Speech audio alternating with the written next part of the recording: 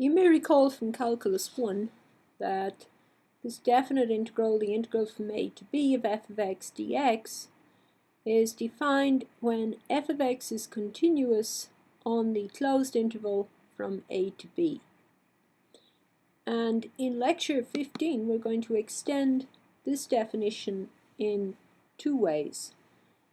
The first way is to extend the length of the interval to an interval of infinite length, and the second way is to extend the definition to integrals over an interval of finite length, but where the function has a discontinuity at one of the endpoints of that interval. And here you see in B, the function f of x equals 1 over x cubed has an infinite discontinuity at x equals 0. So of course the fundamental theorem of calculus and what we learned in Calculus 1, the definition, doesn't apply here. We don't really have a definition of what this symbol means or what this integral means. And in A and C, you see that the intervals, the limits of integration, define intervals of infinite length, and again the fundamental theorem of calculus doesn't apply, and we don't really have a definition of what these two integrals are. The function here is continuous, 1 over x cubed, on the interval, but the interval itself has infinite length. So we have to come up with some definitions of what these things mean. Let's focus on this first integral, a, the integral from 1 to infinity of 1 over x cubed dx. Here we have a picture of 1 over x cubed. This is 1 over x to the p, and here I've set p equals 3. And it's a decreasing function. Here's 1. And it decreases, its value at 1 is 1, and it's decreasing all the way to infinity. And you can see that after 10 here on the picture, it is so close to the x-axis that I just can't distinguish between them. And we might say, as we did with positive functions in Calculus 1, that the integral from 1 to infinity of 1 over x cubed ought to be the area under this curve. But then you're probably thinking, well, there's kind of a paradox here. This curve goes on forever from 1 to infinity. How can that give me a finite area? And so let's have a look at what happens to the area under this curve. We can only calculate that using our computer. We can only calculate part of that, namely the integral from 1 to any value of t, where t is finite. That will give us the area under the curve on the interval from 1 to t. And here you see I've set t equals 3.06. So the definite integral, the integral from 1 to 3.06 of 1 over x cubed here, gives us a value for the area under the curve between 1 and 3.06, and that's 0.44602. Now if I increase t, if I stretch this interval up to, say, 14.3, then the area under the curve between 1 and 14.3 is 0.497.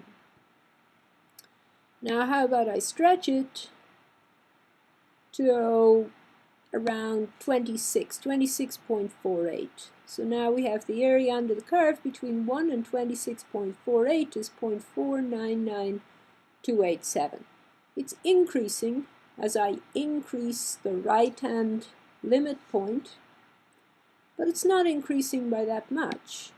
And you can see even if I push it as far as I've set the counter here, if I push it to 40, the area under this curve between 1 and 40 is 0.499687. You can see as I get further up, the rate of change here, even though it's increasing, is getting smaller.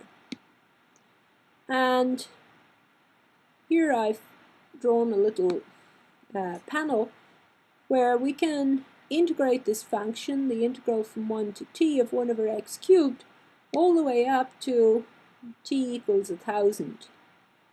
And we see here when we start as t increases, when we get up to 150, it's still about 4.9977, and I'm sure you're thinking from Calculus 1 that this thing is limiting at about 0.5.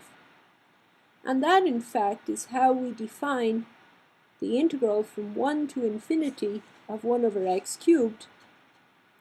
It's the limiting behavior of the integral from 1 to t of 1 over x cubed as t goes to infinity.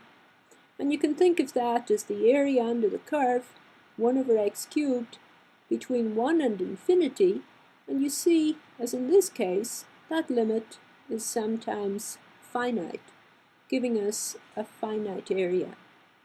Now these integrals of 1 over x to the p are quite interesting because their behavior depends on what p is. So if I take p equals 1 here, I get the integral of 1 over x. And let's see if that is the same type of limiting behavior. Now you can see 1 over x decreases at a much slower rate than 1 over x cubed did. And we have here the integral from 1 to 1.6 of 1 over x, which is 0.47. It's already quite large compared to the integral of 1 over x cubed. And now we see we've gone above 1 already when we get as far as 6.26 with t. So as t increases, this integral from 1 to t of 1 over x is increasing, but at a much faster rate than the integral from 1 to t of 1 over x cubed, and in fact it seems to be growing without bound as far as we can see. We have here the integral from 1 to 40 of 1 over x is 3.688. The question is, does that grow without bound, or is there a finite area at which it limits? So let's see what happens when we go all the way up to 1000 here.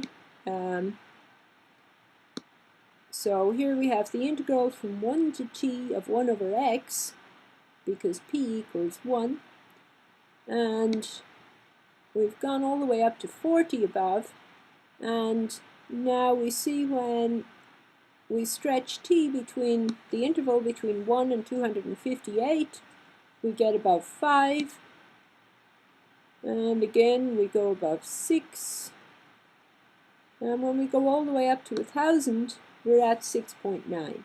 And the big question is whether that integral from 1 to t increases without bound or not, or does it actually have a limit?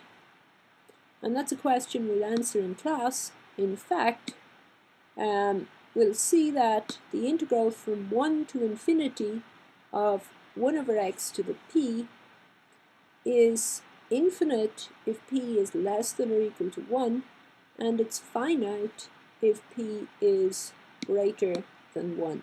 And that will be an important improper integral which we'll use later when we talk about sequences and series. Algebraically, here's the definition. If you want to describe this integral over the infinite interval from a to infinity of f of x dx by its limiting behavior, then its definition is the integral from a to infinity of f of x dx is the limit as t goes to infinity of the integral from a to t of f of x dx. And here f is a continuous function, and the integral exists for every number t greater than or equal to a. And actually it doesn't have to be exactly continuous for that to happen, but we're assuming that this integral exists for every number t greater than or equal to a. And if this limit exists and is finite, then we assign a number to this symbol, the integral from a to infinity of f of x dx, and that is the value of this improper integral, and if the limit doesn't exist, then we say that the improper integral diverges. If this limit exists, we say that it converges. And again, if your interval stretches back to minus infinity, then you define the integral from minus infinity to b of f of x dx, provided that the integral from t to b of f of x dx exists for every t less than or equal to b. You define this improper integral as the limit as t stretches back to minus infinity of the integral from t to b of f of x dx, which would be the area under this curve between t and b if f is positive. If that limit exists, we say that that improper integral converges to whatever the limit is, and if the limit does not exist, then we say it diverges. And if I have an interval stretching from minus infinity to infinity, I have to split that interval in half and calculate two integrals. So this is defined as the sum of two improper integrals, the integral from minus infinity to a for some a, I can choose the a, of f of x dx, plus the integral from a to infinity of f of x dx. If both of these converge, then we say this improper integral on the left converges, and if one of them diverges, then we say that this improper integral on the left diverges. Again, as we saw in our pictures, we can give an area interpretation to this improper integral, the integral from 1 to infinity of 1 over x dx. And we can say that this corresponds to the area under the curve 1 over x, because 1 over x is positive, between 1 and infinity. And we'll see in class that this thing diverges. And so we can say that this area under the curve 1 over x between 1 and infinity is infinite. And also, we'll see in class that the integral from 1 to infinity of 1 over x cubed converges. And in fact, you had a hint of that from your Mathematica file. And so then we can say that the area under the curve 1 over x cubed between 1 and infinity is finite. And in fact, this is a theorem we'll look at, which again you had some hint of from the Mathematica file. We have the integral from 1 to infinity of 1 over x to the p is convergent if p is bigger than 1, and it's going to be divergent if p is less than or equal to 1. The other type of improper integral that we'll look at is an integral over a finite interval, but in the case where the function has an infinite discontinuity at one of the endpoints, or some type of discontinuity at one of the endpoints. And suppose our function f is continuous on the half-open interval from a to b, not including b, and discontinuous at b, then we define this symbol means the limit as t goes to b from the left of the integral from a to t of f of x dx. And again, if f is discontinuous at the other end of the interval at a, the integral from a to b of f of x dx is the limit as t tends to a from the right of the integral from t to b of f of x dx. So note that all of these integrals that we're using in this limiting calculation on the right are all defined from Calculus 1 from the fundamental theorem of calculus, because on all of these intervals our function f is assumed to be continuous between a and t, including at the endpoints. Now again, we call this integral convergent if the limit is finite, and if the limit doesn't exist, then we say it's divergent. And if f has a discontinuity somewhere in the interior of an interval, then we split this improper integral from a to b of f of x dx into two parts, and we split it at the point where the discontinuity occurs, and we calculate two improper integrals, the integral from a to c of f of x dx and the integral from c to b of f of x dx. If one of these diverges, we say that this symbol on the left, the integral from a to b of f of x dx, diverges, and if both converge, then we say that this integral on the left converges. We're also going to look at a comparison test, which again is important when we get to sequences and series.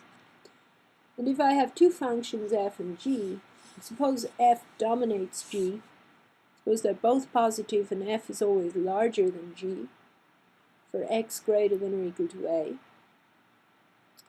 then if the integral from a to infinity of f of x converges, because f dominates g, and you can think of this as the area under the curve, y equals f of x between a and infinity, if that's finite, then the integral from a to infinity of g of x dx must also be finite or convergent, or the area under the smaller curve must be finite since it's dominated by the area under the larger curve. And you can go the opposite way for divergence. If the integral from a to infinity of g of x dx is divergent, then the area under the smaller curve is not finite, so therefore the area under the larger curve cannot be finite. So if the integral from a to infinity of g of x is divergent, that must imply that the integral from a to infinity of the larger curve f of x is also divergent.